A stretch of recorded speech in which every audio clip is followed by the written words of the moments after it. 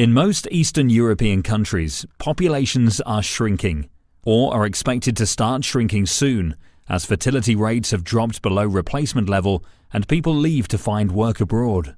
Many people are concerned about how this affects the economy, social systems, infrastructure, and even national security. Some suggest family planning is part of the problem. After all, family planning leads to lower fertility, right? Well, not really. It is true that in less developed regions with very high fertility rates, parents with access to family planning choose to have fewer children. But in more developed regions, such as Eastern Europe, access to family planning does not have this effect. In Georgia, for example, people have been using more and more modern contraceptives over the past few years, and at the same time, the fertility rate has gone up, not down. So can family planning actually contribute to population growth? It can, and here is why. Investing in family planning means providing three things. First, information. Making sure everyone knows what their options are, in particular young people.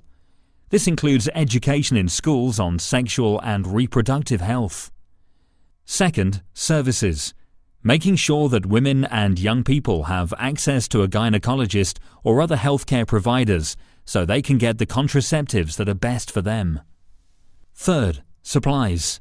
Making sure pharmacies have affordable contraceptives on stock everywhere and all the time. Now, if all of this is in place, the number of unintended pregnancies will go down.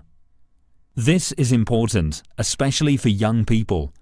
In Eastern Europe, many more teenagers get pregnant compared to Western Europe, where young people learn in school how to protect themselves. If fewer women get pregnant unintentionally, the number of abortions will go down as well. Why? Because abortion is widely used in the region as a method of birth control. In fact, Eastern Europe has some of the highest abortion rates in the world. If the number of abortions goes down, maternal mortality rates will decrease as well. This is because fewer women will die of complications resulting from unsafe abortion, which still causes up to 30% of maternal deaths in some countries in the region. And there is another positive effect when women use contraceptives instead of abortion. Infertility rates will drop. Currently, Eastern Europe is the world leader in secondary infertility. 18% of women who have already had a child and want another one cannot become pregnant again, often as a result of unsafe abortion. Investing in family planning also means that young people will know how to protect themselves from HIV and other sexually transmitted infections. Nowhere else in the world is HIV spreading faster than in Eastern Europe, and it affects many young people. So if fewer women are dying or becoming infertile from abortions or infections, this means there will be more women who can have babies. And the best part is, they can have as many children as they want, when they want. All of this is good for population numbers. But that's not all. Family planning is also good for the economy. It empowers women and men to decide how many children they want and when. This makes it easier for women to work and contribute to the economy. Closing the gender gap in the workforce has tangible economic benefits. Estimates of the boost it provides range from 5% to over 30% of GDP.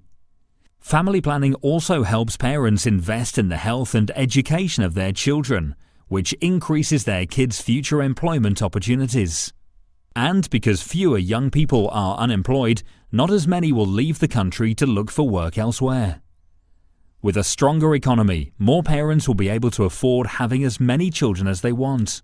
This has huge potential to impact population numbers. In Ukraine, for example, parents have just over one child on average, although they say that ideally they would like to have two. So access to family planning is not only a right that people are entitled to, it also helps address population challenges. Unfortunately, usage rates for modern contraceptives are alarmingly low in many countries in Eastern Europe. In the Balkans and the South Caucasus, rates are often lower than in the world's least developed countries. And schools rarely provide adequate information to young people. This must change. Invest in family planning.